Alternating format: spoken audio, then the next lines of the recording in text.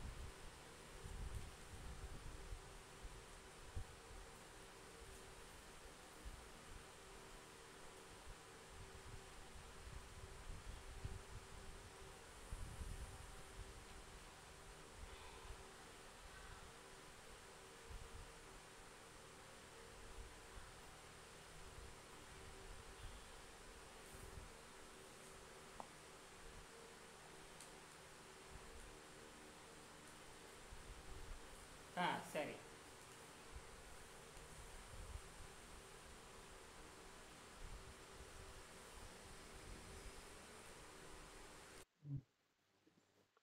ஆ வணக்கம். ம்.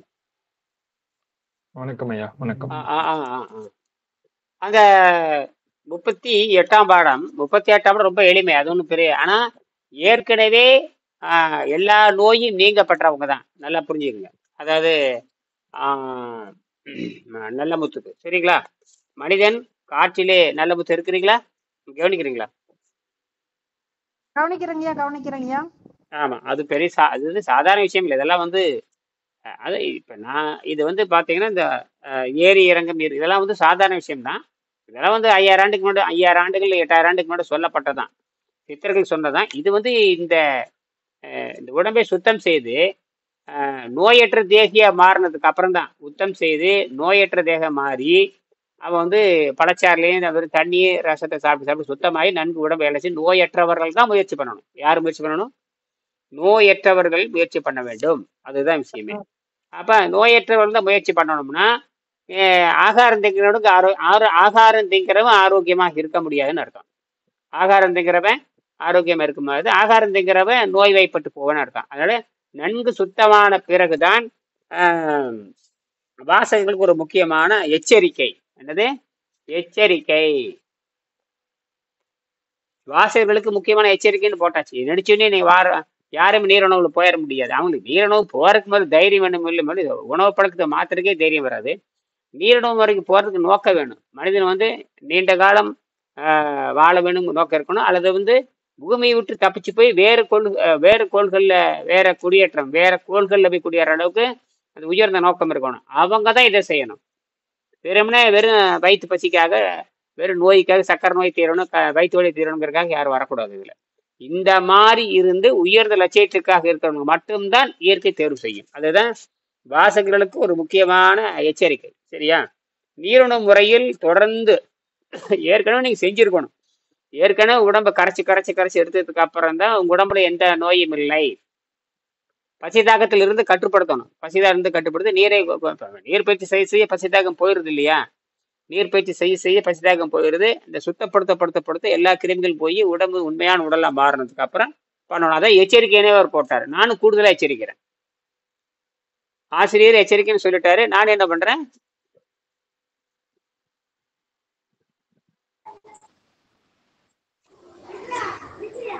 வணக்கம் ஐயா. 207 பக்கம் 207 பக்கம். நல்ல முத்து இருக்கீங்களா? இருக்கிறங்கய்யா. ஆ இருக்கிறங்கய்யா. பேசுறது தெளிவா கேக்குதா? விட்டு விட்டு எடுக்குது. தெளிவா கேக்குதா? தெளிவா கேக்குதுங்கய்யா. சரி. அந்த எச்சரிக்கைன்னு சொல்லியிருக்காரு இல்லையா, அதுதான் முக்கியம். அந்த எச்சரிக்கை பத்தி புரிஞ்சுட்டீங்களா? எச்சரிக்கை வாசகர்களுக்கு ஒரு முக்கியமான எச்சரிக்கை. சரியா? நீருணு முறையில் தொடர்ந்து சுமார் ஒரு மாதமாவது ஆரோக்கியத்துடன் வாழக்கூடியவர்கள் மட்டுமே காற்றில் வாழ முயற்சி செய்ய வேண்டும். சரியா? ஏற்கனவே நீர்பயிற்சி பண்ணியிருக்கிறீங்க, திரவ பயிற்சி நீர்பயிற்சி பண்ணி அன்னப்பாதை சுத்தமாக்கி இருக்கிறவங்க மட்டும்தான் முயற்சி பண்ணணும். அது ஆசிரியரோட மேற்பார்வையில செய்யணும். ஆசிரியருடைய மேற்பார்வையில செய்யணும். புரியுதுங்களா? யாருடைய மேற்பார்வையில செய்யணும்? ஆசிரியருடைய கண்காணிப்புல. யார் வேணும் பதில் சொல்லலாம், யார் வேணும் சொல்லலாம். அவங்களுக்கு அலைவரிசை, சில பேருக்கு அலைவரிசை வேகமா போகும், சில பேருக்கு அலைவரிசை குறைவா இருக்கும். ஆக மேற்படி முறைக்கு ஆதாரம் திருமுடன் திருமந்திரம். இது ஒன்றும் பெரிய விஷயமே இல்லை. ஏரி இறங்கும் இருகாலும் பொறிக்கினா 2 மூக்குல, அவ்வளவுதான். ஏரி இறங்கும் இருவாக இந்த ஒரு மூக்கு அடைச்சிட்டு ஒரு மூக்கு விடுறதெல்லாம் கிடையாது. ஏரி இறங்கும் இருகாலும் பொறிக்கும் காற்றை பிடிக்கும் கணக்கு அறிவார் இல்லை. அப்ப 2 மூக்குல இழுத்து 2 மூக்குல விடுறதுன்னு அர்த்தம். 2 மூக்குல இப்ப இயற்கை சுவாசம் எப்படி போயிட்டு இருக்கு? 2 மூக்குல போயிட்டு 2 மூக்குல வந்துட்டு இருக்கு இல்லையா? 2 மூக்குலயும் போயிட்டு 2 மூக்குலையும் சுவாசம் எப்படி போயிட்டு இருக்கு? எல்லாத்துக்கும் சுவாசம் எப்படி போயிட்டு இருக்கு? உள்ளுக்கும் போகும், 2 மூக்குலயும் வெளியில வரும். அப்படித்தான். அதுதான் சுவாசம்னு அர்த்தம். அப்படின்னா சுவாசத்தை அப்படியே உள்ள இழுக்கிறீங்க, அப்புறம் சுவாசத்தை உள்ள நிறுத்துறீங்க, அப்புறம் சுவாசத்தை வெளியே விடுறீங்க. வெளியே விடுத்து வெளியவே நிறுத்திடுறீங்க. இப்படி ஒரு முறை இருக்கு. சில பேர் சுவாசத்தை உள்ள நிறுத்தி சுவாசம் உள்ள இழுத்து உள்ள நிறுத்துவாங்க. அது ஒரு முறை இருக்கு. நாம் சுவாசத்தை மறுக்கிற விஷயத்துக்கு போறோம். அப்ப சுவாசத்தை உள்ளே இழுத்து 14 வினாடி உள்ள நிறுத்தி, அப்புறம் என்ன பண்ணுங்க, 16 வினாடி உள்ள இழுத்து 32 வினாடி உள்ள நிறுத்தி வெளியே 64 வினாடி சுவாசிக்காமல் இருக்க வேண்டும். வெளியே எத்தனை வினாடி? ஏதா புரியுதா? 64 வினாடிங்கய்யா. 64 விட என்ன பண்ணாம இருக்கணும்?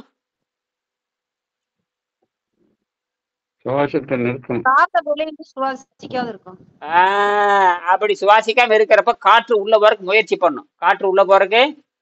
அப்ப விட்டு பாருங்க, சர்ன்னு 2 நுரையிலும் பயங்கரமா விரிஞ்சு சுடுங்க. எப்பேற்பட்ட கடுமையான இதய நோயாளி இதை செஞ்சானே தப்பிச்சுக்குவான். அவசரத்துக்கு எவ்வளவு ஒரு இதய நோயாளியா இருந்தாலும் 16 வினாடி, அதாவது 16 வினாடி உள்ள இழுக்கணும், 32 வினாடி உள்ள நிறுத்தணும். வெளியே விடுறது ஏரி இறங்க இருகாலம் பூரிக்கும் காற்றை பிடிக்கும் கணக்கு. அதாவது ஈரட்டு வாமத்தில் பூரித்து 16 வினாடி உள்ள இழுத்து 16 வினாடி வெளியே விட்டு 32 வினாடி வெளியே நிறுத்தணும். அப்ப உள்ள நிறுத்துற வேலையே இல்லை. சில பேர் 2 கும்பகம் சொல்லுவாங்க. உள் கும்பகம் சொல்லுவாங்க, வெளி கும்பகம் சொல்லுவாங்க. கேள்விப்பட்டிருக்கிறீங்களா யாராவது? காற்றை உள்ளே நிறுத்துதல், காற்றை வெளியே நிறுத்தல் கேள்விப்பட்டிருக்கிறீங்க யாராவது? இப்ப நான் என்ன சொல்றேன், இது 16 நொடி உள்ளுக்கு இழுத்து 32 நொடி நிலை நிறுத்தி உள்ளுக்கு 64 வினாடி வெளியேற்றுறது தானே இந்த இதுல போட்டிருக்கிறது. இப்ப இந்த புக் இல்லவே இல்லை. 16 வினாடி உள்ளே இழுத்து 32 வினாடி வெளியே விட்டு 32 வினாடி 64 வினாடி வெளியே நிறுத்துறது. இது வெளி கும்பகம்னு பேரு. என்ன கும்பகம்? வெளி கும்பகம். இதுதான் வெற்றியை தரும். இதுதான் வெற்றியை தரும். சரியா? என்ன சொல்றாருன்னா, இத பாருங்க, வாமத்தில் ஈரட்டு மாத்திரை பூரித்து ஏமுற்று 32 ரேசித்து காமுற்று பீங்கிலை கண்ணாக 2 ஓமத்தில் 8 கும்பிக்க உண்மையே. கும்பித்தல்னா வெளியே கும்பித்தல்னு அர்த்தம். அதாவது சுவாசத்தை உள்ள இழுக்கிறீங்க, சுவாசத்தை வெளியே விடுறீங்க, அப்ப வெளியவே நிறுத்துறீங்க. அப்ப சுவாசத்தை எங்க நிறுத்தி பழகுறீங்க? கும்பகம் எங்க பண்றீங்க? யாருக்காவது புரியுதா? கும்பகம் எங்க பண்றீங்க? வெளியில அதான் நமக்கு வெளியில விட்டு திருப்பி இழுக்க கூடாது. முயற்சி 64 பண்ணுங்க. ஆரம்பத்துல என்ன பண்றீங்கன்னா அது பாதியை குறைச்சிக்குங்க. ஆனால் இனி என்னோட உத்தரவு இல்லாம யாரும் செய்யக்கூடாது. புரியுதா? நீங்க பாட்டு செஞ்சுட்டு மண்டையில ஏதோ ஏறி வச்சு நான் பம்பா போகுது. புரியுதா? முட்டாள்தனம் பண்ணி மாட்டிக்கூடாது. ஏற்கனவே எச்சரிக்கை கொடுத்தாச்சு. ஆசிரியர் உத்தரவு இல்லாம ஆசிரியர் செஞ்சீங்க மாட்டிக்காதீங்க. புரியுதா?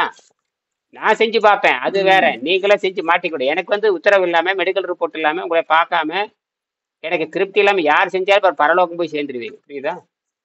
ஏற்கனவே ஒரு எச்சரிக்கைன்னு போட்டாரு. இதை ரொம்ப டேஞ்சர் கிடையாது.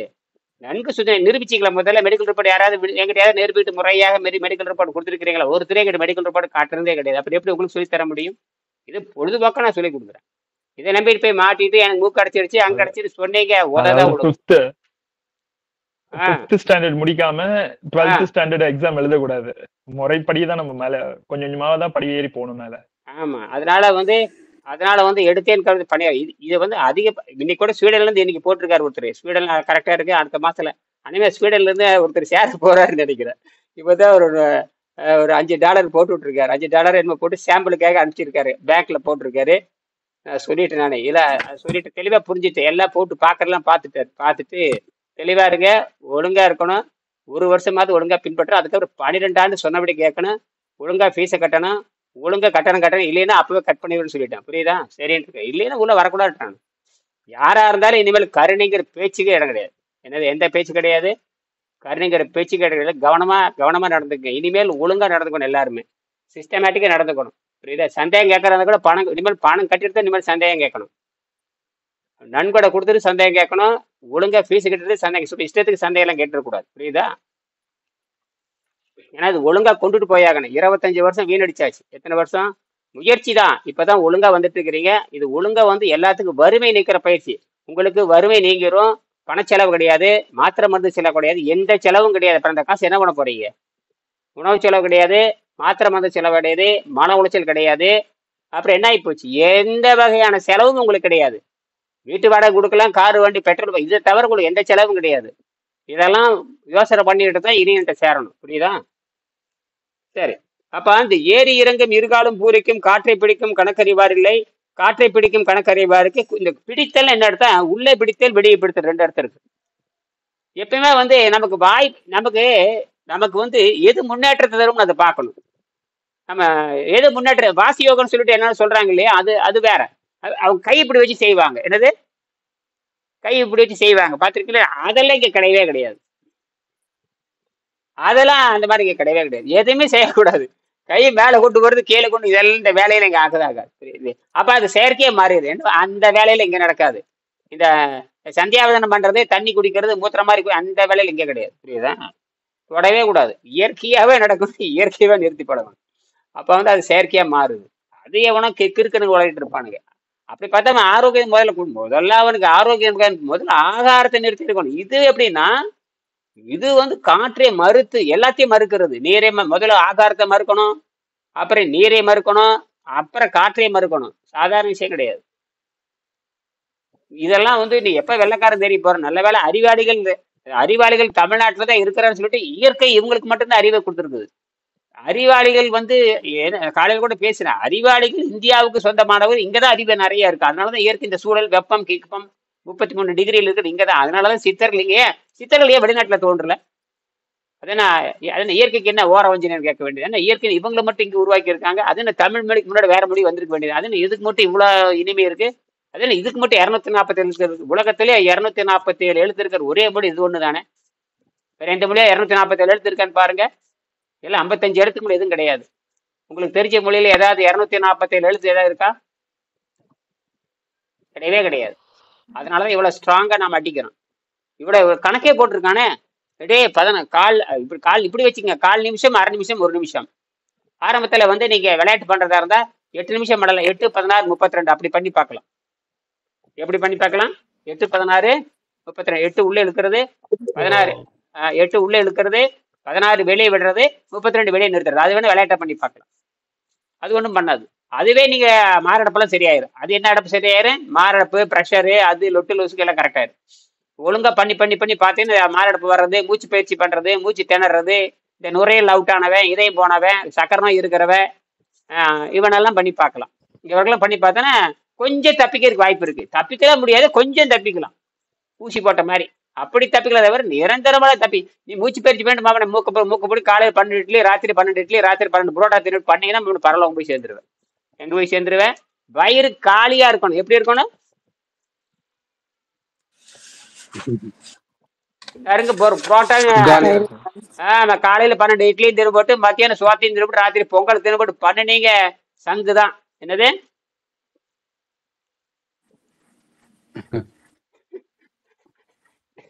சங்கு? சங்கு அதுவே ஊதிரு. சங்கு அது ஊதிரு. ஏன்னா கீழே அடைச்சு கிடக்குது, மேலையும் அடைச்சு கிடக்குது, நுரையிலும் அடைச்சு கிடக்குது, பூரா சளி ஏறிடு. அதே முயற்சி பண்ற. பலூன் ஊதலாமே தவிர அது பாத்தீங்கன்னா கடைசியில சாக போறவங்களுக்கு பலூன் கொடுத்துருவாங்க. எப்ப பலூன் கொடுக்குறான்னா அவன் கடைசியில மூங்கில் மோட்டார்ல ஏற போறான்னு அர்த்தம். கடைசியில டாக்டர் என்ன பண்ணுவாரு? முடியலங்கிறதுக்கு அப்புறம் பலூன் எடுத்து ஊதுறான்பா. அவன் பலூன் எடுத்து ஊதிட்டான அவன் சங்கு ஊதுறான்னு அர்த்தம். அவன் ஊதி அவன் செத்தே போயிடுவான். இதுதான் நடக்கும். அதனால சித்தர்கள் வந்து அது சித்தர்கள் சாதாரண ஆட்கள் கிடையாது. எல்லாத்துக்கும் ஆப்பு வைக்கிறவங்க, எல்லாத்துக்கும். ஆனா ஏன்னா நம்ம வந்து இப்ப நாம யாரும் சித்தர் நேர்ல பார்த்தது இல்லை. இப்ப நானும் சித்தர், நீங்க யாராவது சித்தர் பார்த்துருக்கிறீங்க? காட்டுக்குள்ள உட்காந்துட்டு இருக்கிறவனு சித்தருங்கிறான். நீ நேர்ல எவனாவது சித்தர் பார்த்துருக்கிறீங்களா? இல்ல. யாராவது நான் சித்தரை பார்த்தேன், அவர் 10 வருஷமா கோகையில தான் உட்காந்துருக்கேன், யாராவது பார்த்துருக்கேன் சொல்ற கேட்பீங்க, அவ்வளவுதான். நான் நேர்ல சித்தரை பார்த்தேன். அவன் முதல்ல உங்களை பார்க்க வருவானான்னு பாருங்க முதல்ல. அதெல்லாம் உயர்ந்த ஆவிகள். ஏன்னா நம்ம சோத்து முண்டங்கள் நம்பிலாம் வரவே மாட்டான். முடிச்சா அவனுக்கு சாபக்கேடுதான். நம்மளை பார்க்கறதுக்குலாம் அவனுக்கு தகுதியே கிடையாது. அவன் பார்க்கவும் மாட்டான். அவ்வளோ பியூர் பாடி அதெல்லாம். அவன் அங்கதான் உட்காந்துருப்பான். இந்த எண்ணெய் அடைகள்ல மட்டும்தான் அவன் கவனம் செலுத்தும். அதனாலதான் வள்ளலார் இந்த திருவள்ளுவர் சொல்லுவாரு, அந்த மாதிரி சொல்லுகின்ற மக்களுடைய அந்த சொற்கள் இருக்கு இல்லையா, அந்த சொற்கள்ல என்ன செயல் சொல்றாங்களோ அதன்படி நீ நடந்து காட்டினால் அவர்களை உணர்ந்து கொள்ளாருன்னு சொல்லுவார். நீ வந்து இப்ப ஒரு பெரிய ஞானியை உணர்ந்து போனோம்னா அவர் ஞானி வந்து எங்கே உட்காந்துருப்பாரு, எங்கேயோ சொல்லி வச்சுட்டு போயிருப்பாரு. நீ அவரை தேடி போகாத, அவர் எழுதிய கருத்துக்கள் இருக்கு இல்லையா அதை நடைமுறைப்படுத்திப்பாரு. என்னது என்ன பாக்குறீங்க? கருத்து சொல்றாங்களோ அதை ஃபாலோ பண்ணா போதும். அதை விட்டு போட்டு போகரை பார்க்க போறேன், புலிப்பாணி பார்க்க போறேன், வள்ளலாறு பார்க்க போறேன், எங்க போக போறீங்க? அதெல்லாம் சாத்தியமானு கேக்குறேன். ஒன்னும் சாத்தியம் கிடையாது. நல்ல வேலை இப்ப இன்டர்நெட் இருக்கிறதுக்காட்டி டக்குன்னு அடிச்சு விட்டோம் இல்லையா, அதுக்காக இனிய பார்க்கணுங்கிற அவசியம் இல்லை. இப்படியே பார்த்துட்டு போயிட வேண்டியதுதான். இதெல்லாம் விளக்கம் சொல்லிட வேண்டியது. இப்படியே பார்த்தா என்னை பாக்குறீங்க தெரிஞ்சு போச்சு, அவ்வளவுதான். இந்த மாதிரி சித்தர்கள் வந்தா ரொம்ப நல்லதுன்னு நினைக்கிறேன். ஒரு சித்தராவது இந்த மாதிரி இன்டர்நெட்ல வச்சுக்கிட்டு கூகுள் மீட்ல வச்சுட்டு இப்ப இமயமலை எத்தனையோ சித்தர் இருக்கிறாங்கிறாங்க. அவனால வந்து பேசினாத்தான் ஆகும் வெளியே. அவனுக்கு தமிழ் அவன் வந்தாலும் யாருக்கும் புரியாது. அவன் இருப்பான், அதுவும் புரியாது. ஏன்னா அவனுக்கு தமிழ்னு தெரியாது. அவன் பெபேன்ட்டு இருப்பான். அது அப்படியே கரெக்டா சொல்றீங்க. அப்படி ஒத்துக்கவும் மாட்டாங்க. நான் தான் சித்தர்ன்னு சொன்னா போடா மொத்தருந்து போயிடுவான். என்னடா இந்த சாப்பாட்டு சொல்லிடு, என்னடா சித்தர் செத்தரன்ட்டு போயிடும், நீ சித்தர் நீ செத்தர்றா அப்படின்ட்டுருவான். சித்தர்ன்னு சொல்ல மாட்டான், நீ செத்தரன்ட்டுருவான். போட நீ ஏத்துக்கவே மாட்டாங்க. அதுதான் அங்க. அதனாலதான் சொல்றேன், நாமளே சித்தரா மாறினா மட்டும்தான் கரெக்டு. காலையில அவர்கிட்ட பேசிட்டு இருக்கும் பொழுது, ஸ்வீடன் கார்ட்ட பேசிட்டு இருக்கும் பொழுது, பரிணாம அறிவியல் என்ன பண்ணுன்னு கேட்டீங்கன்னா, தன் குஞ்சுக்கு இருக்கிற மரபணுவை கடத்திட்டு போயிடும். அதுக்கு நீஞ்சல் கத்துக்கணும் அவசியம் இல்லை. இப்போ பாருங்க, ஒரு மீன் குஞ்சு வந்து அம்மா அப்பா 2 பேரும் சேர்ந்து மீன் குஞ்சு போடுது. அந்த மீன் குஞ்சு எந்த நீச்சலும் மீன் குஞ்சு வந்து எந்த நீச்சலும் பழகிறது இல்லை. ஏன்னா மரபணுவிலே அது வந்துருது. எப்படி எதுல வந்துருது? மரபணுவிலேயே வந்துருது. ஆனால் மனிதன் மட்டும்தான் நீச்சல் வேணா இவன் மட்டும் கத்துக்கணும்.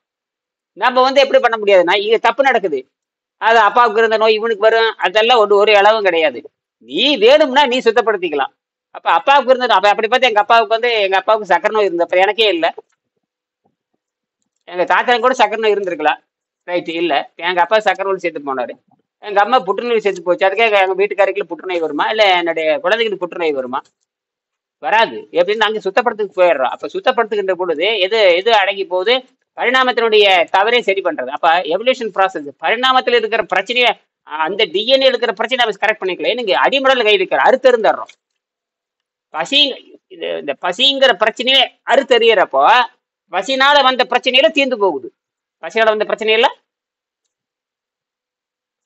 புலன்களால ஏற்பட்ட பிரச்சனை தானுங்க. அதான் பாடியை தான் நியூட்ரல் பண்ணிடுறோம் இல்லையா? இப்ப நியூட்ரல் பண்ணிடும் போது அத அந்த ஜெனட்டிக்கா இருக்கிற ஜெனட்டிக்கா இருக்கிற ப்ராப்ளம் நியூட்ரல் ஆயிரும். ஜெனட்டிக்கா இருக்கிற ப்ராப்ளம் கூட என்னவாயிருது? சரி.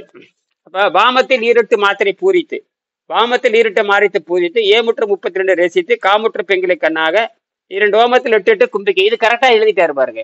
இதை பொருத்தி பார்த்தா தெரியும். முதல்ல ஏறி இறங்கும் இருகாலும் பூரிக்கும் காற்றை பிடிக்கும் கணக்கறிவார் இல்லை, காற்றை பிரிக்கும் கணக்கறிவாருக்கு கூற்றை வரைக்கும் குறியது வாமைங்கிறாரு. இதுக்கு அடுத்த பதில் இதுதான். இது வெங்கடேசன் வரிசைப்படுத்திட்டாரு. யார் வரிசைப்படுத்தி? வெங்கடேசன் வரிசைப்படுத்தும் பொழுது அது நமக்கு புரியுது. அது நான் பேசுறது கேக்குதா? சிக்னல் ப்ராப்ளமா? இங்கே சிக்னல் ப்ராப்ளம் இருக்கு மாதிரி தெரியுது.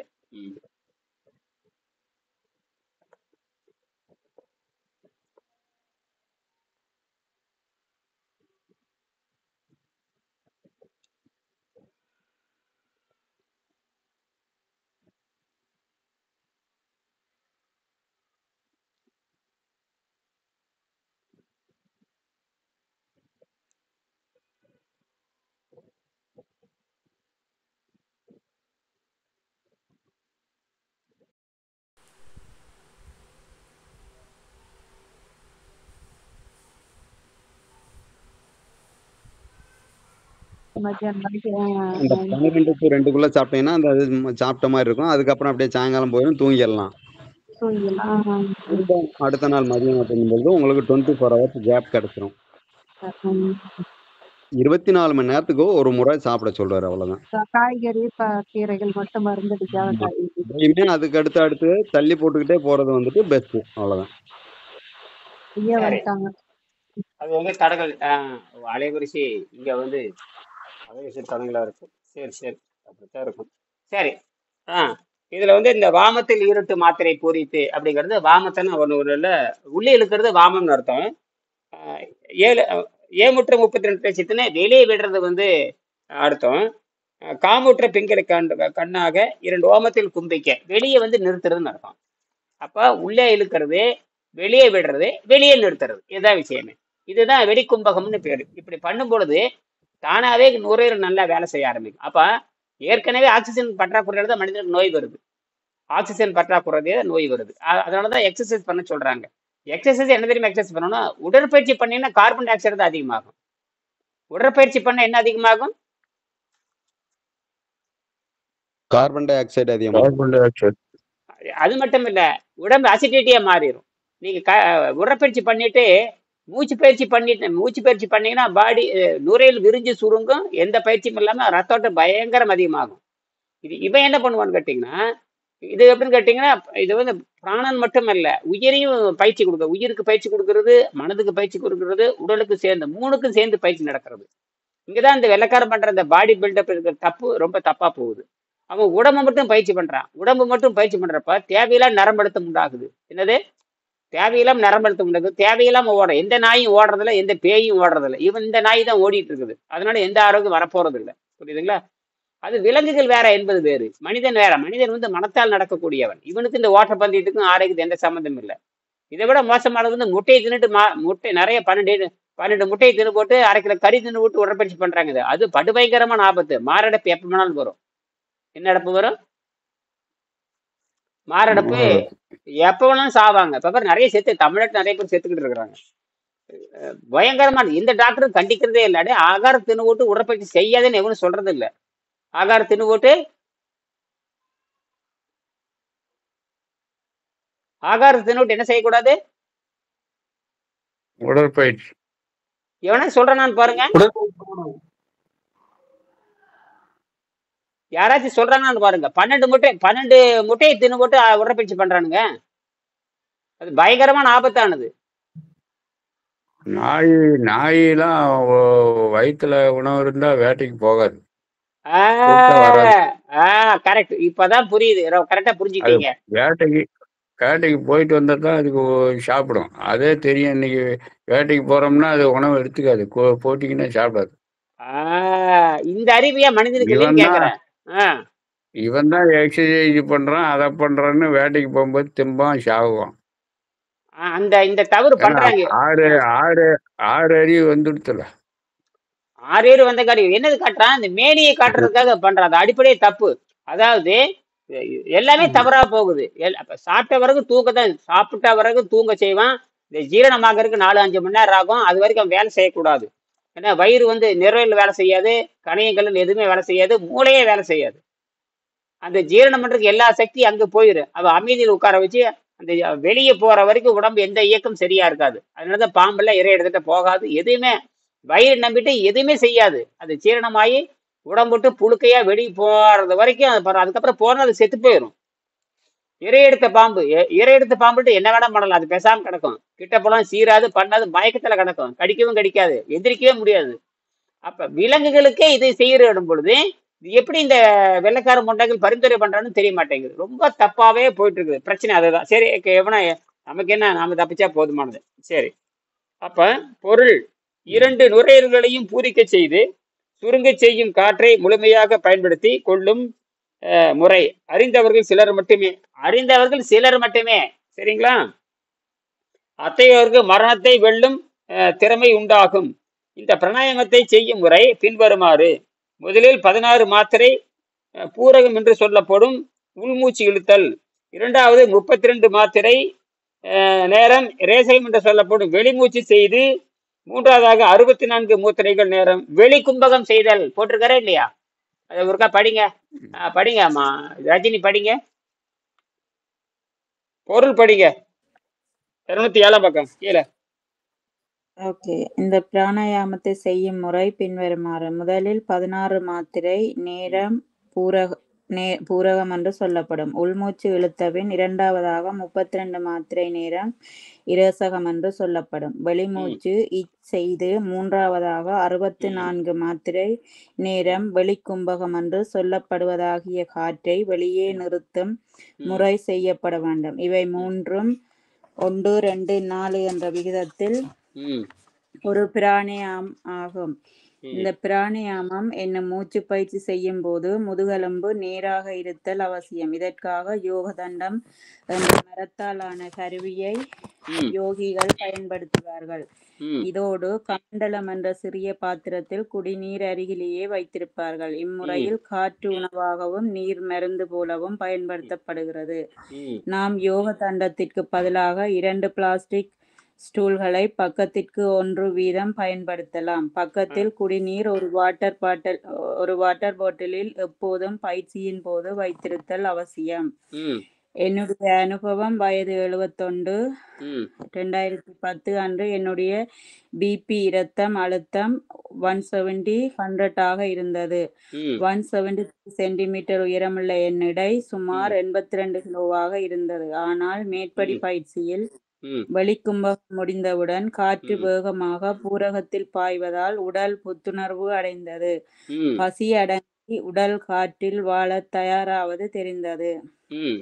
சென்ற நூற்றாண்டில் கூட யோகிகள் காற்றும் இல்லாமல் வாழ்ந்து காட்டியதற்கு ஆதாரங்கள் உண்டு. Reference complete book of yoga published by an Australian company. அந்த நிலையில் அவர்கள் விண்வெளி சக்தியில் காஸ்மிக் எனர்ஜி வாழ்கிறார்கள்.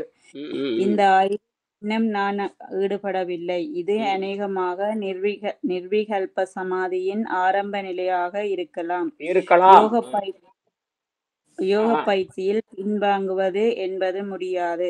முடிந்தவரை தனித்திருந்து காற்றிலும் நீரிலும் ஆரோக்கியத்துடனும் வாழ முடிகிறது. மேலும் முன்னேற்றம் ஏற்படும் யோகாச்சாரியா பெங்களூர் சுந்தரம் அவர்கள் யோகத்தில் என் முதல் ஆசிரியர். ம் இறைவனடி சேர்ந்து விட்டார்கள். அவர்கள் கடயோகத்தில் மட்டுமே முயன்று நிறுத்தி கொண்டது காரணமாக இருக்கலாம். ம் ம் பரிணாம வளர்ச்சி மிகவும் இயற்கையானது. கோடிக்கணக்கான வருடங்களாக ஏற்பட்டு வரும் பரிணாம வளர்ச்சி மனிதன் மரணமடைவதை அது ம் அவனுக்கு இயற்கை அல்ல என்பதால் விரும்புவதில்லை. ம் அவன் யோக சமாதி மூலமாக பூரணத்தை அடைந்து நிலைப்பதற்கே இயற்கை. இது எல்லா மனிதருக்கும் மாறாத விதி. இதை ம் மதிக்காதவர்கள் ம் மீண்டும் பிறவி எடுத்து தாமதமாக பூரணத்தை அடைவார்கள். ம் நீர் உணர்வு முறையில் தொடர்ந்து சுமார் 1 மாத காலமாவது ஆரோக்கியத்துடன் வாழ பழகியவர்கள் மட்டுமே ம் காற்றுணவில் வாழ முயற்சிக்க வேண்டும். அவ்வளோதாம்மா. இதோட முடிச்சுக்கலாம். ஏதோ கேள்வி வந்தால் கேட்கலாம். எவ்வளோ சாதாரண விஷயம் இல்லை, புரியுதா? இதுக்கு இதில் சாதாரண விஷயம் இல்லை, ஆனால் சாதாரணம் தான். சுத்தப்படுத்திட்டே சாதாரணம் எதுவுமே. அதாவது என்ன சொல்றேன்னா, மதிநுட்பம் முதல்ல மதிநுட்பம் இருக்கணும். வழிகாட்டுகின்ற நூல் இருக்கணும். மதிநுட்பம் இருக்கணும். மதிநுட்பம்னு சாதாரண கூறிய அறிவு இருக்கணும். தேடுகின்ற அறிவு இருக்கணும். அதுக்கப்புறம் வழிகாட்டுகின்ற நூல் இருக்கணும். இந்த ரெண்டு இருந்துட்டா என்ன ஆகுன்னு திரும்ப பார்க்கலாம். வழிகாட்டுகின்ற நூலும் இருக்குது, உங்களுக்கு தேடுகின்ற அறிவும் இருக்குது. அப்படி இருக்கிறப்ப உங்களுக்கு என்ன கிடைக்கும் சொல்லுங்க பார்க்கலாம். வெற்றி கிடைக்குங்க. அவ்வளவுதான். இன்னொன்னு சொல்லலாம், அதிசயங்கிறது ஒண்ணும் இல்லை. என்னது, இதெல்லாம் வெள்ளைக்காரங்க செய்து காட்டோம்னா அதிசயம் தான். நான் ஒன்றும் இல்லை, ஒரு 5 வருஷத்துக்கு முன்னாடி ஒரு சின்ன இந்த வாந்தி எனக்கு தொடர்ந்து வந்து மயக்கம் போட்டு கீழே விழுந்துட்டேன். ஹாஸ்பிட்டலுக்கு என்ன போட்டாங்க. அவன் இன்ஜெக்ஷன் போட ஆரம்பிச்சிட்டான், என்னென்னமோ ட்ரிப் எல்லாம் போட ஆரம்பிச்சிட்டான். அவன் 5 நாள் ஆகுங்க ஐசியூ வார்டில் இருப்பாங்கன்னு சொல்லிட்டு நான் வந்து ஏதோ ஒன்று தின்னு போட்டேன். எங்கள் ஒரு ஊரில் போய் உணவு தின்னு அது வாந்தி, அது உள்ளே போய் இந்த கிருமிகள் உற்பத்தியாகி வாந்தி வந்துருச்சு. வாந்தி வந்து நிற்கலை. 2-3 நாள் தொடர்ந்து வாந்தி, அந்த விஷம் வெளியேற வரைக்கும் அந்த வாந்தி வந்துகிட்டே இருக்கு. தண்ணி குடிச்சாலும் வாந்தி வருது. மயக்கம் போட்டு விழுந்துட்டேன், எனக்கு தெரியல. கொண்டே ஆஸ்பத்திரியில் போட்டாங்க, தனியார் மருத்துவமனையில் போட்டாங்க. முடிச்சு பார்த்தா 3 நாள் 4 நாள் ஆகுறாங்க. நான் 1.5 நாளே வெளியே வந்துட்டேன். அவன் 1.5 நாளே வெளியே கொண்டாந்து வெளியே போட்டான். அப்புறம் நான் பாட்டு ஆசனம் பண்ணிட்டு இருந்தேன். உடனே டாக்டர் உள்ள விடான்ட்டானுங்க. நான் அப்புறம் எனக்கு புரியல, எனக்கு எங்கடா கிடக்குன்னு பார்த்தா ஆஸ்பத்திரியில் இருக்கிறேன். எனக்கு அந்த மயக்கத்தை தூக்கி. அப்போ நான் பாட்டுக்கு ஆசனம் பண்ணிட்டு இருந்தேன்னா அப்புறம் தெரிஞ்சு போச்சு, ஆஸ்பத்திரி கொண்டு வந்துட்டாங்கன்னு அப்புறம் தான் தெரியுது நமக்கு. அப்புறம் மருத்துவர்களை வந்து பார்த்துட்டு இருந்தாங்க, என்னங்க ஆசனம் பண்ணி. ஆமா, ஆசனம் கூட எப்பவும் போல செஞ்சுட்டு தான் இருப்பேன். எங்களால் நம்பவே முடியுங்கிறாங்க. அதாவது 5 நாள் உள்ள இருக்கணும்ன்றான். 32 ஏற்கனவே சுத்தம் இருக்கிறதுனால அவன் ட்ரிப் போட்டு 1 கிலோ வெளியே கொண்டு போயிட்டான். ட்ரிப் போட்டு பூரா குளுக்கோஸ் வாட்டர் தண்ணி இறக்கி விட்டங்காட்டி 1க்கு போயிட்டே இருக்குது. 1க்கு போய் சரியா 1க்கு போனங்காட்டி சரியா போச்சு. ட்ரிப்புங்க போயிட்டே இருக்குது இல்லையா, ரத்தத்தில் கலக்கி விட்ற. வாயில் மயக்கம் இருக்கு, வாயில் கலக்க முடியாது. ட்ரிப்புனாவே வெறும் தண்ணி தான், வெறும் கொஞ்சோன்னு 0.5% 1% சோடியம் பொட்டாசியம் கலந்து விட்டுருவா. வெறும் தண்ணி தான்.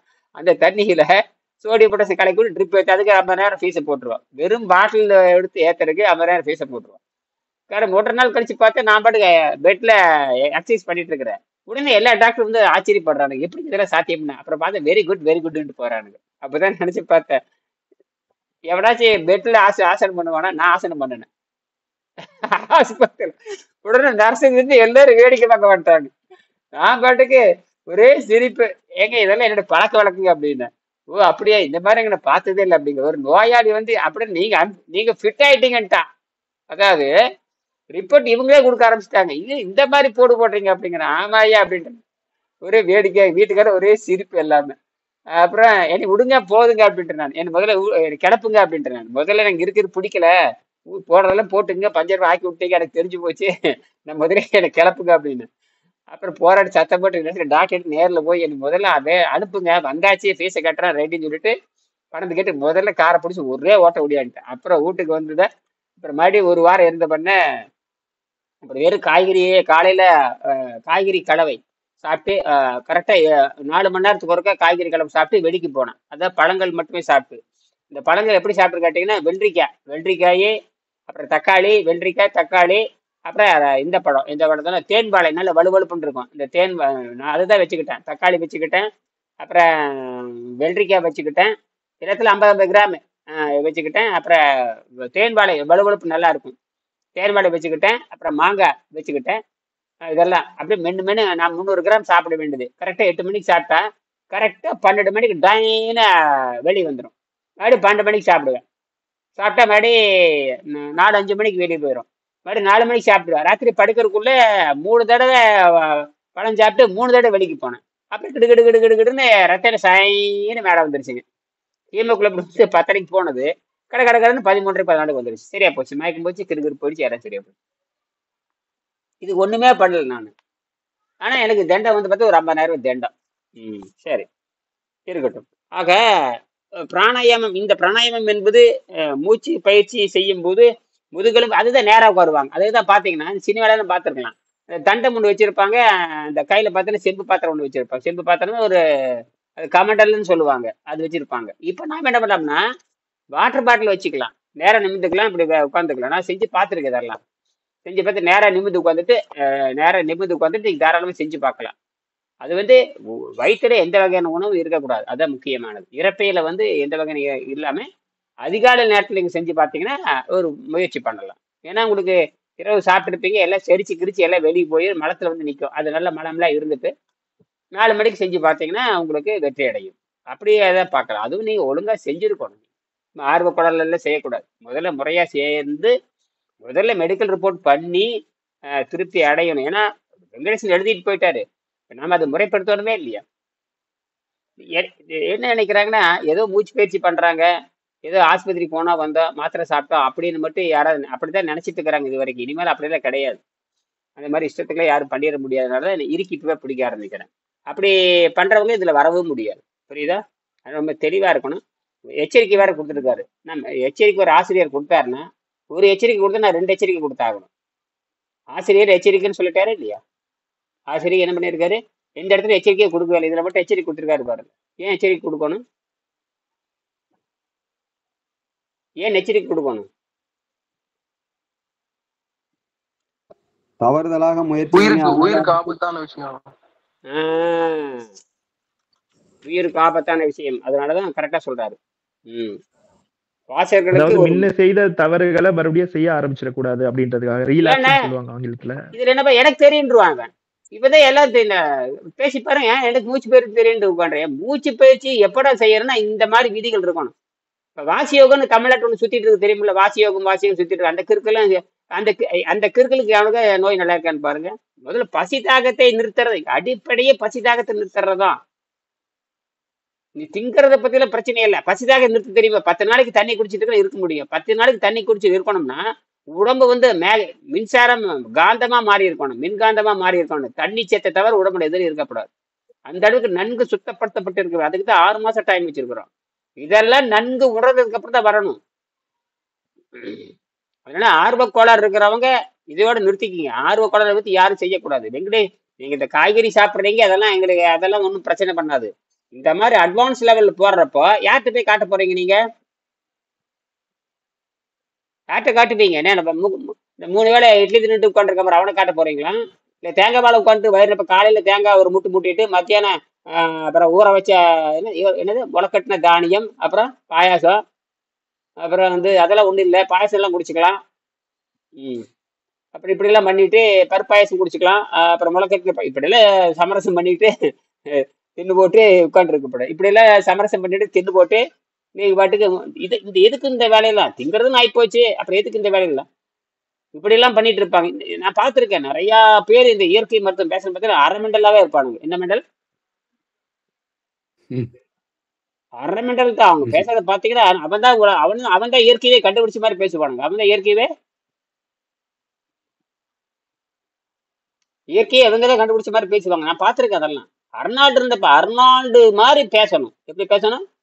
அர்னால்டு வந்து ஃபாஸ்டிங் பத்தி தான் சொல்றாரு. அர்னால்டு எதை பத்தி பேசுறாரு? ஃபாஸ்டிங் பத்தி பேசுறாரு. இவன் சாப்பாட்டை பத்தி பேசுறாரு. தேங்காய் பழம் சாப்பிடும், புண்ணாக்கு சாப்பிடும், புடலங்காய் சாப்பிடணும். அவர் உணவே வேண்டாங்கிறாரு. யாரு? அர்னால்டு உணவே வேண்டான்னு சொல்றாரு. உணவே, அதாவது நேரடியா சொல்றாரு, நேரடியாகவும் மறைமுகமாகவும் ஆரோக்கியம் என்பது தொடர்பு இல்லைங்கிறாரு. உணவுக்கும் ஆரோக்கியத்துக்கும் இப்ப நான் நேரடியாக சொல்றேன், உங்களுக்கு புரியுதான்னு பாருங்க. உணவுக்கும் ஆரோக்கியத்துக்கும் தொடர்பு இல்லைன்னா என்ன அர்த்தம் சொல்லுங்க? உணவுக்கும் ஆரோக்கியத்துக்கும் நேரடியாகவும் மறைமுகமாகவும் எந்த தொடர்பு இல்லைன்னா என்ன அர்த்தம் சொல்லுங்க? சொல்லுங்க, யார வேணா சொல்லலாம். இந்த உணவு சாப்பிடுறதுனால நமக்கு ஆரோக்கியம் கிடைக்க போறது கிடையாது. அந்த உணவு வந்து பாத்தீங்கன்னா அது எது வேணா உணவு இருக்கலாம். பாதையை அது சுத்தம் செய்யற வேலையை செய்யலையே, அப்ப ஆஹ் ஆரோக்கியம் எப்படி நமக்கு கிடைக்கும்? ஒரே வேர்ல முடிச்சிட்டாரு இல்லையா? அப்ப அவர் எங்க உணவு பழக்கத்தை சொல்றாரு அவரு? Vitality does not depend directly and primarily upon ஃபுட்டுங்கிறாரு. விட்டலிட்டினா ஆரோக்கியம், vital power, vital power, vitality, vital power. Vitality does not டிபெண்ட்ங்கிறாரு. Does not depend directly and primarily, நேரடியாகவும் பிரைமர்லி முதன்மையாகவும் நேரடியாகவும் அவன் உண்ணும் ஆகாரத்தை பொறுத்தது. அப்ப தேங்காய் பழம் சாப்பிட்டு ஆரோக்கியம் வருமா? கிடையாது. எங்கேயாவது தேங்காய் பழத்தை எங்க அருணாட்ட சொல்லியிருக்காரு? எவனோ கண்டுபிடிச்சு உள்ள விட்டு அடிச்சுட்டு போயிட்டான். இவங்க அப்பன் வீட்டுல தேங்காய் விளையிற மாதிரி இன்னைக்கு தேங்காய் 60 ரூபாய்க்கு விற்குது. என்ன இந்த தேங்காய் பழத்தை எவன் கண்டுபிடிச்சாலும் தெரிய மாட்டேங்குது. ஏதோ ஆனா ஒண்ணு, அரிசி சோத்துக்கு ஒண்ணு மோசம் இல்லை. என்ன வெங்கடேசன் இந்த கேசவன் ஐயா, அரிசி சோறு இருக்கிற மாதிரி அதுக்கு மோசம் ஆமா. இல்லை. எது அந்த மாற்று உணவை பத்தி சொல்லலாம். என்னது மாற்று உணவுக்கு சொல்லாமே தவிர அது இறுதியாக வர முடியாது. என்னது ஏன்னா மறுபடியும் அதுலயும் குற்றம் இருக்கு இல்லையா? அதுலயும் குற்றம் இருக்கு, அதுல இருந்து நம்ம கழிவு எடுக்கணும் இல்லையா? இதுதான் இது. இப்ப திருலோக சுந்தரம் சொல்றது மண்டையில ஏத்திக்குங்க. அந்த கழிவு யார் எடுக்கிறது?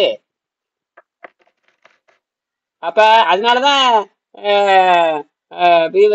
நல்ல முத்து அந்த அம்மா வந்து 25 வருஷமா ஓடி ஓடி சாரை குடிச்சு, மோரை குடிச்சு, தயிரை குடிச்சு, எதை குடிச்சு நல்லா ஆகல. புரிஞ்சு போச்சா? அப்படித்தானே? பாடி அது வரைக்கும் எடுத்துட்டு வந்து ஏதோ ஒரு நிலையில நிறுத்திடும். ஒரு குற்றமா எடுத்துட்டு வந்து எங்கேயோ ஒரு இடத்துல நிறுத்திடும். ஓரளவுக்கு குறைச்சிட்டு நிறுத்திடுறேன், ஓரளவுக்கு குறைச்சிடும். அது நல்லா குறைச்சிட்டு எடுத்துட்டு வந்து வாதத்திலயோ கபத்திலயோ மறுபடியும் மண்டையில ஏதோ ஒண்ணு எடுத்துட்டு வந்து நிக்க வச்சிடும் அந்த இடத்துல. அதுக்கப்புறம் எந்த ஒரு முன்னேற்றமும் வராது.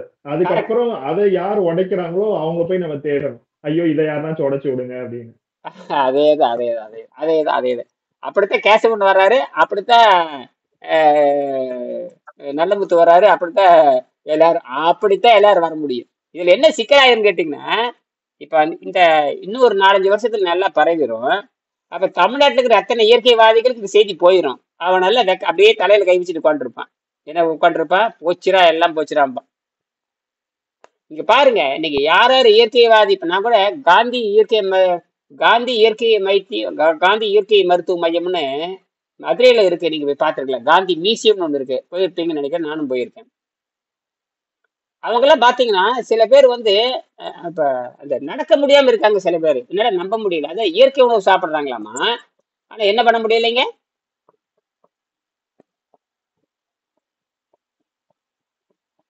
அதுதான் அது தேவையான அளவு மறுபடியும் தண்ணியை போட்டு நியூட்ரல் பண்ணிருக்கணும் இல்லையா? இப்ப தண்ணி தான் நம்ம வந்து என்ன சொல்றது, அந்த உராய்வை தடுக்கக்கூடிய அந்த சக்தி எதுக்கு இருக்கு? தண்ணிக்கு தான் இருக்கு.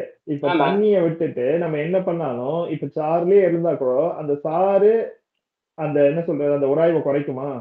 குறைக்காது. அது உள்ள செலுத்திட்டு தான் போகும். உள்ள செலுத்திட்டு கொஞ்சம் குறைச்சிட்டு உள்ள செலுத்திட்டு போயிடும். விஷத்தை உள்ள செலுத்திட்டு அற்று போகுது. முழுமையா அற்று போகுது. தன்னுடைய படிமத்தை உள்ள விட்டுட்டு ஃபில்டர் பண்ணிட்டு வெறும் மூத்திரமா போகும். அதுக்கப்புறம் உள்ள அதுக்குள்ள இருக்கிற குற்றத்தை நம்ம பாடியிலே வச்சுட்டு போயிடுது இல்லையா?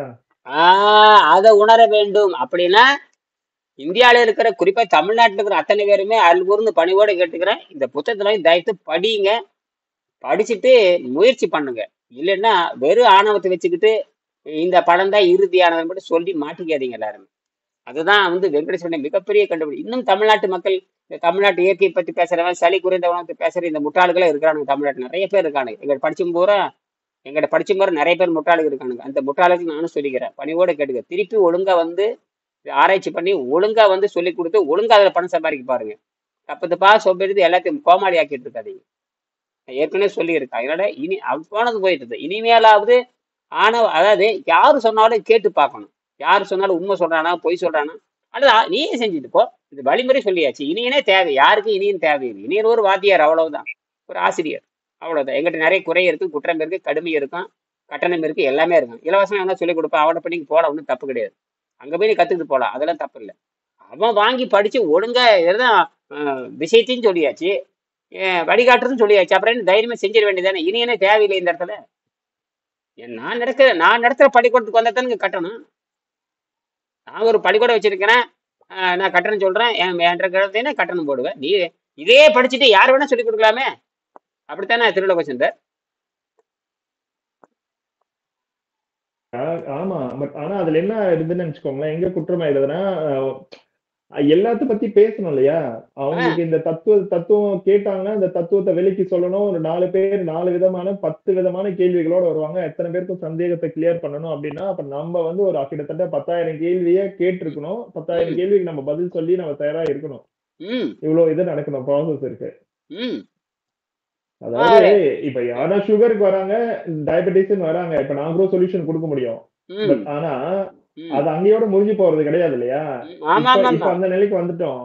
பட் ஆனா நாளைக்கு மிச்சதுக்கெல்லாம் சொல்யூஷன் கொடுத்துக்கிட்டே வரணுமே. இந்த மனித சமுதாயம் ஃபேஸ் பண்ற எல்லா ப்ராப்ளத்துக்கும் நம்ம சொல்யூஷன் கொடுக்க வேண்டியது இருக்கு இல்லையா? அதுக்கு கண்டிப்பா ஆசிரியரோட துணை தேவைப்படும் இல்லையா? பயணிச்சுதான் ஆகணும். அதுதான் குருகுல கல்வியின் பேரு. குருல யார மறந்தாலும் குருகுல மறக்க முடியாதுங்கிறதான் இந்த விஷயமே. அதனாலதான் சொல்றேன், இது யார் வேணும் செய்ய முடியும் என்று நான் பேசிட்டேன். மணி 9 ஆச்சு. இதுல ஏதாவது சந்தேகம் இருந்தா கேளுங்க. என்ன சொல்றாரு? மற்ற எல்லா ஆதிகளும் எங்க எந்த இடத்துல வந்தோம் தெரிஞ்சுக்க, ஒன்றும் தப்பு இல்லை. எப்பொருள் யார் யாரை கேட்பனும் அப்பொருள் மெய்ப்பொருள் காண்பது. எப்பொருள் எத்தன்மையாயினும் அப்பொருள் மெய்ப்பொருள் காண்பது. இது அதிசயங்கிறது ஒன்றும் கிடையாது. அந்த பாடல் வேணா சொல்றேன். மதிநுட்பம் நூலோடு உடையார்க்கு, மதிநுட்பம் நூலோடு உடையார்க்கு அதிநுட்பம் யாவுட முன்னிற்பவை. இதுதான் அந்த அர்த்தம். வள்ளுவர் சொல்லுவாரு, உலகத்துல அதிசயம் ஒன்று கிடையாதுன்னு எழுதுறாரு. உலகத்துல என்ன கிடையாது? இந்த மிராக்கிள் கிடையாது, அதிசயம் என்பது கிடையாதுன்னு சொல்லிட்டு அதுக்கு விளக்கம் சொல்றாரு. மதிநுட்பம் வேணுங்கிறாரு. மதிநுட்பம், உனக்கு மதிநுட்பம் இருக்குது, ஆனா நூலோடும் பாரு. நூல்னா என்ன தெரியுமா? வழிகாட்டுகின்றன்னு அர்த்தம். நூலோடு கைடு, ப்ராப்பர் கைடு வேணும்பாங்க. ஒரு பள்ளிக்கூடத்துக்கு பையன் போனான்னா அவனுக்கு அறிவு இருக்கணும், அவனுக்கு கைடு புக் இருக்கணும். வெறும் அறிவு இருந்து கைடு புக்ல ஒன்றும் நடக்காது. வெறும் அறிவு இருந்து கைடு வேணும். ஒரு சுற்றுலாத்தலத்துக்கு போறேன்னா உனக்கு உள்வாங்குற அறிவு இருக்கு. இந்த சுற்றுலாத்தலத்தை பத்தி கைடு இல்லைன்னா எப்படி கண்டுபிடிப்பேன் நீ? அதுக்கு ஒரு வருஷம் ஆகுது. வீணா போச்சு, டைம் வேஸ்ட் ஆகுதே இல்லையா? நீயே கண்டுபிடிக்க முடியும், ஆனா நேரங்காலம் விரயமாகுதே இல்லையா? என்ன விரயமாகும்? நீயே கண்டுபிடிக்கலாம், அது வேற. அதுக்குள்ள பரலோகம் போய் சேர்ந்துருவேன் நீ. அதுக்குள்ள அப்ப ஈர்க்கணுக்குள்ள என்ன வேலை? கண்டுபிடிச்சு வச்சிருக்காம பாருங்க. அதிக பிரசங்க நிறைய இயற்கை உணவுல அதிக பிரசங்க. இப்ப என்னுடைய சிம்பிள் கொஸ்டின் தான். இப்ப நான் வந்து லைட் எப்படி ஒர்க் ஆகுது நான் கண்டுபிடிச்சாதான் லைட்டை யூஸ் பண்ணுவேன் அப்படின்னா முட்டாள். லைட் ஆல்ரெடி கண்டுபிடிச்சாச்சு, நம்ம சுவிட்சை போட்டுட்டு போனோம். அது தெரியும். அதை விட்டுட்டு இல்ல நான் கண்டுபிடிச்ச லைட்ல தான் நான் யூஸ் பண்ணுவேன் அப்படின்னா அது எவ்வளவு பெரிய முட்டாள்தனம். அங்கதான் அதான் மாற்றாங்க. அதுதான் என்னுடைய 25 ஆண்டு அனுபவம். ஏன் அப்படின்னா எல்லாருமே தான் கண்டுபிடிச்சிருமே, நான் புருஷா கண்டுபிடிச்சுன்னு போயிட்டு தான் எல்லாரும் அரக்கருக்கெல்லாம் தெரிஞ்சு மாட்டிக்கிட்டாங்க. அதுதான் கவனமா இருங்க. சரி, இந்த ரஜினி அம்மா, நீங்க நான் இன்னைக்கு வருவீங்க, நான் உங்களுக்காக இந்த 4:30 மணிக்கு நடத்துறத 4 மணிக்கு நடத்துற நீங்க வர முடியுமா? ரஜினி அம்மா உங்களுக்கு தான் வணக்கம்.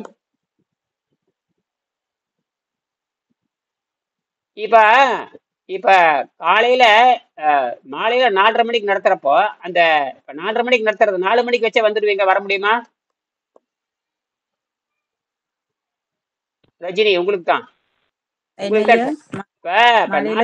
சாயங்காலம் 4:30 மணிக்கு வைக்கிறப்ப உங்களுக்கு வழக்கம் போல 4:30 மணிக்கு வச்சுட்டு நீங்க வந்துட்டு இருந்தீங்க. இந்த டைம் மாறிடுதுன்னு சொல்றீங்க இல்லையா?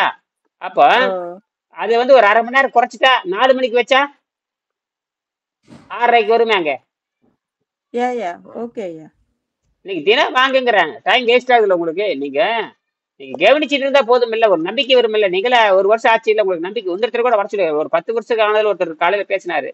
அவர் வந்து ரவிக்குமார்னு பேர். அவர் தோல்வியாக இருந்து நல்லானாரு. ஏன் இப்படி பண்றீங்க, பணத்தை கட்டிட்டு வாங்க அப்படின்னு. நாளைக்கு பணத்தை கட்டி வரேன்னு சொல்லியிருக்கிறான். முதல்ல உள் கட்டிட்டு வர. அந்த மாதிரி நீங்க வந்து நீங்களே இருந்தீங்கன்னா தான். இந்த ரவிக்குமார் எங்கேயும் ஆளவே காணமே. அவர் அமெரிக்காவில் இருக்காரு, நாட்டுக்கு கொண்டாருன்னு ஒன்றும் தெரிய மாட்டேங்குது. ரவிக்குமார், இந்த இவரு ரவிக்குமார் தான். பெருமாள் ரவி பெருமாள். அவர் என்னன்னு தெரியல. சான் பிரான்சிஸ்கோ பாரு. அப்புறம் பார்த்தா திடீர்னு பார்த்தீங்கன்னா மெக்சிகோ பாரு, எங்கேயோ போவாரு. நல்ல மனிதர் தான். என்னாச்சுன்னு 1 மாசமா என்னாச்சுன்னே தெரியல. தகவலே இல்லை, எந்த பதிலும் இல்லை, வாட்ஸ்அப்ல தகவல் இல்லை, எதுவுமே இல்லையே. என்னாச்சுன்னே தெரியலையே அவரு. சரி, போனது போச்சு இருக்குது. அதுதான் சொல்றேன். அதனால ஏன் திருவிழாவை சேர்ந்தார் இந்த 4:30 மணிக்கு 4 மணிக்கு வச்சுக்கலாமா? அம்மையாருக்காக பண்ணணும். ஆனா அவங்களுக்கு விட முடியாது.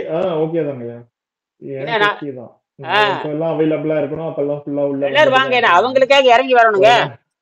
அவங்க அவங்க வாரத்துல 2 நாள் தான் வர முடியுதுங்கிறாங்க. அது அப்ப வந்துட்டாங்க பாருங்க கரெக்ட். இப்ப பாத்து மணி 8:30 ஆச்சு. இப்ப நமக்கு 9 போச்சு. அங்க என்ன மணி காலையில 10:30 11:30 போகுது. காலையில 11:30.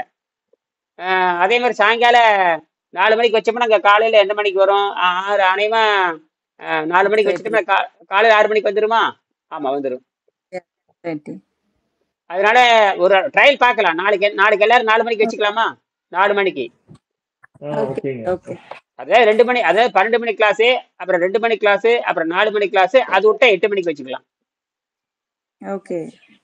இவங்களுக்காக இறங்கி வரணும். இவங்களை எனக்கு ரொம்ப நாளா இருக்கிறவங்க ஏன் இவ்வளவு எப்படி விட முடியும்? ஏன்னா அவங்க வந்து ஒரு கஷ்டத்துல இருக்கிறாங்க, எனக்கு தெரியும். அவங்க பெரிய செல்வந்தர் கிடையாது, புரியுதா? பெரிய ஐடி கம்பெனி அவங்க வேலை செய்யல, சாதாரண கூலி தொழிலாளி. அவங்கள ஒண்ணு நம்ம இறங்கி போய் ஆகணும். பெரிய ஐடி கம்பெனியா இருந்தா கூட நம்ம வந்து கட்டலாம். அவங்க வந்து ரொம்ப கஷ்டப்படுறவங்க, வறுமையில் இருக்கிறவங்க, பெரிய செல்வந்தர் அவங்க கிடையாது,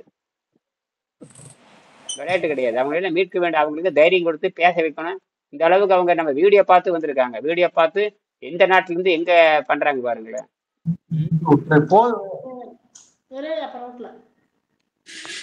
சரி சரி சரி, நிறைவு செஞ்சுக்கலாமா?